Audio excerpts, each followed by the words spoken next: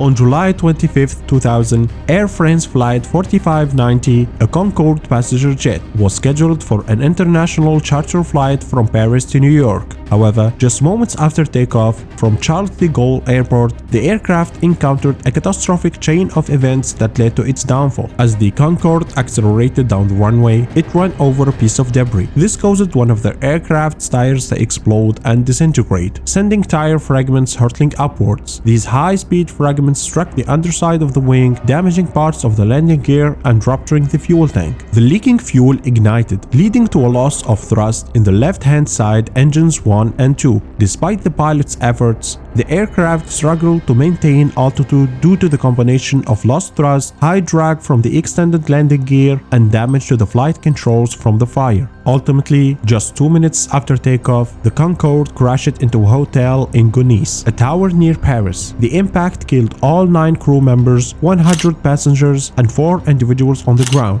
4 others in the hotel sustained minor injuries. The aircraft involved in the tragic crash was a 25-year-old Aerospatiale BAC Concorde with registration FBTSC and serial number 203. It had its maiden flight on January 31, 1975 and was leased to Air France on January 6, 1976 before joining the fleet full-time in 1980. Powered by 4 Rolls-Royce Olympus 593-610 turbojet engines, each equipped with afterburners, the Concorde was a symbol of speed and luxury in aviation. The cockpit crew of Flight 4590 was led by Captain Christian Marty, a seasoned pilot with Air France since 1967. Captain Marty had accumulated 13,477 flight hours, including 317 hours on the Concorde, and had experience flying a variety of aircraft, including the Boeing 727, 737, Airbus A300, A320, and A340. First Officer Jean Marcotte, who joined Air France in 1971, served as the co-pilot with 10,035 flight hours, including 2,698 on the Concorde. Marcotte brought valuable experience to the flight. He had also piloted the Aerospatiale N262 Laurent-Saulnier MS.760 Paris, SAD Aviation Caravelle, and Airbus A300 aircraft. Completing the crew was flight engineer Gilles Jardinot, who had been with Air France since 1968. Jardinot, with 12,532 flight hours, including 937 on the Concorde, had a wealth of experience. He had also operated the SAD Aviation Caravelle, Dassault Falcon 20, Boeing 727, 737, and 747 aircraft. As Air France Flight 4590 accelerated down the runway, disaster struck. The Concorde ran over a strip of titanium alloy debris left by a preceding aircraft. This debris punctured the right front tire of the left main wheel bogie, sending a large chunk into the underside of the left wing. Although the debris did not puncture any fuel tanks directly, it ruptured the number 5 fuel tank, causing fuel to leak out and ignite, likely due to an electric arc in the landing gear bay or contact with hot engine parts. This is Charles de Gaulle. Information Hotel recorded at 0813 UTC. Expected approach ILS. Landing runway 27 right and 26 left. Take off runway 27 left and 26 right. Expect departure 1 Alpha, 1 Bravo, 1 Yankee. Comme ça, je vais faire un rolling. Négligeable, central, 54%, réchaud, grille, 4 grilles blanches. on est sur dégivrage, on est sur normal.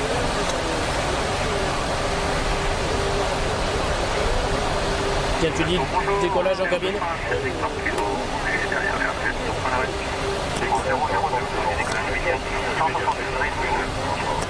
Il nous a autorisé au décollage. On s'arrête pas. 1700 kilos. Checklist avant décollage est terminée. Paré.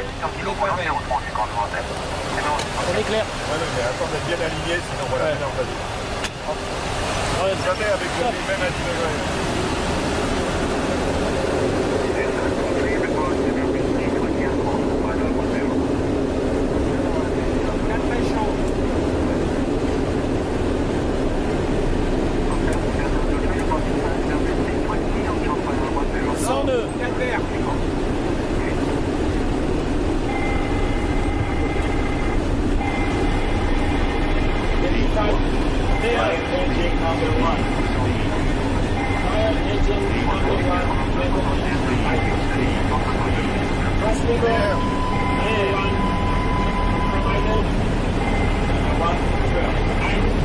Mario, le train sur entrée. Up, ahead.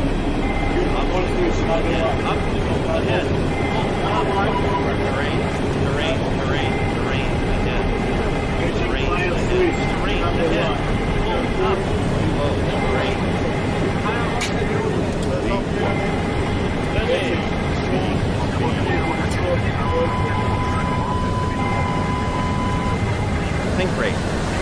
Think rate. Fly director. Too low. Flat. OK pour la réduction. Obstacle ahead. Obstacle ahead. Obstacle ahead. Pull up.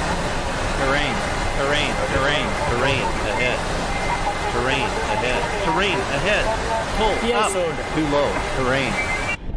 Their speed began to drop as the heavy airplane struggled to stay airborne with only 2 properly working engines. "Watch the airspeed," First Officer Marco shouted. The airspeed. Over the air traffic control frequency, the pilot of another aircraft said, "It's really burning, huh?" A few seconds later, someone added, "It's really burning and I'm not sure it's coming from the engines." In order to reduce drag and increase airspeed, Captain Marty ordered, "Gear on retract." "Gear," Jardinot said. 4590, "You have strong flames behind you," said the controller. "Yes, Roger," said Marcotte. "The gear, Jean," said Jardinot. "Gear, so do as you wish," said the controller. "You have priority to return to the field." "Gear retract," Marty said again. The fire alarm in the second engine came back on, even though the extinguishing system had been activated. "I'm trying," Marcotte replied. He moved the gear handle to the stowed position repeatedly, but the landing gear refused to retract. Damage to one of the gear doors prevented it from opening properly, stalling the entire gear retraction sequence. "I'm firing it," said Jardinot, responding to the second fire alarm by cutting fuel flow to engine 2. Its parameters clearly showed that it was not generating power anyway. "Are you shutting down engine 2 there?" Marty asked. "I have shut it down," said Jardinot. "The airspeed," Marcotte warned again. "The gear isn't retracting." By now, both engines 1 and 2 had ceased to produce power, its remaining engines straining to keep it in the air. Concorde continued its tenuous, lurching flight, never managing to climb more than about 200 feet above the ground. As the plane passed over a cluster of airport buildings, pieces of the left wing began to fall onto the rooftops below. So low was its altitude that the flames melted the shirt of a courier caught beneath the flight path. Flight 4590 then crossed over the A1 motorway before turning to roughly parallel the southbound lanes, where a truck driver's wife managed to capture video footage of Concorde engulfed in flames through the driver's side window. By this point, Concorde had already embarked on an irreversible path ending in its inevitable destruction at max takeoff weight and max aft center of gravity, with 2 engines out and the landing gear extended. A speed of well over 300 knots was required to just maintain altitude. The only way to reach this speed was to pitch down and descend, but there was no room to do so. At the same time, the fuel leaking from the forward tanks caused the center of gravity to creep even farther backwards, inducing an ever greater desire to pitch up, and the fire consuming the left wing was destroying its ability to produce lift. With the plane's speed well below 200 knots and falling fast, the time remaining before disaster could be measured in seconds. As the plane began to descend, the ground proximity warning called out. The Concorde crashed into the Hotelissimo Le Relais Bleu Hotel, claiming the lives of all on board and 4 individuals on the ground. The tragic crash of Air France Flight 4590 highlighted the importance of aircraft safety and the need for thorough maintenance and inspection procedures. It also underscored the critical role of crew training and decision-making in emergency situations. In the wake of the tragedy, all Air France Concorders were grounded, awaiting an investigation into the crash and potential safety improvements. The incident also raised questions about the financial viability of Air France Concorde operations, which had reportedly been losing money. British Airways, on the other hand, claimed to have been profitable with its Concorde flights. Commercial services for the Concorde resumed on November 7, 2001, following a £17 million safety improvements program. However, the Concorde's days were numbered. Air France retired its Concorde fleet in May 2003, with British Airways following suit in October of the same year. Despite the crash, the Concorde remained one of the world's safest aircraft, with this accident being its only fatal one throughout its entire career. The Concorde's legacy lives on, and it is still remembered as a marvel of aviation engineering and speed.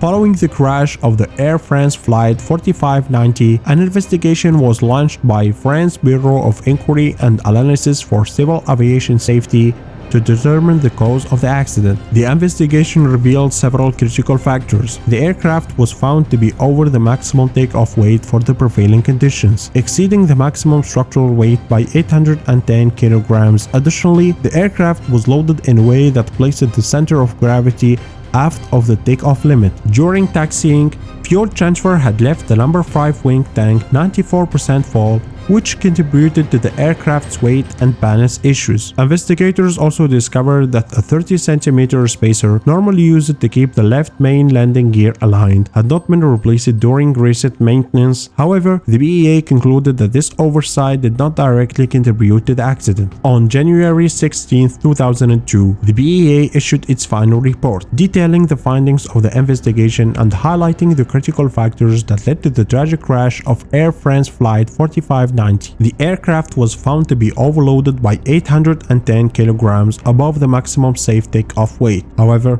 the effect of this excess weight on takeoff performance was deemed negligible. After reaching takeoff speed, the tire of the number 2 wheel was cut by a metal strip, a wear strip, which had fallen from the thrust reverser cowl door of the number 3 engine of a Continental Airlines DG-10 that had taken off from the same runway 5 minutes earlier. This wear strip had been replaced at Tel Aviv, Israel during a C-check on June 11, 2000, and then again at Houston, Texas on July 9, 2000. The strip installed in Houston had not been manufactured or installed in accordance with the procedures defined by the manufacturer. The aircraft was deemed airworthy, and the crew were qualified for the flight, while the landing gear that later failed to retract had not shown serious problems in the past. No plan existed for the simultaneous failure of 2 engines on the runway, as it was considered highly unlucky. Aborting the takeoff would have led to a high-speed runway excursion and collapse of the landing gear, ultimately resulting in an aircraft crash. Despite 2 of the engines having problems and one of them being shut down, the damage to the plane structure was deemed so severe that the crash would have been inevitable even if the engines had been operating normally. As we conclude our journey through the tragic story of Air France Flight 4590, we are reminded of the profound impact that this aviation disaster has had on the industry. The crash of the Flight 4590 serves as a stark reminder of the importance of safety in aviation and the critical need for thorough maintenance procedures, crew training, and adherence to safety protocols. The investigation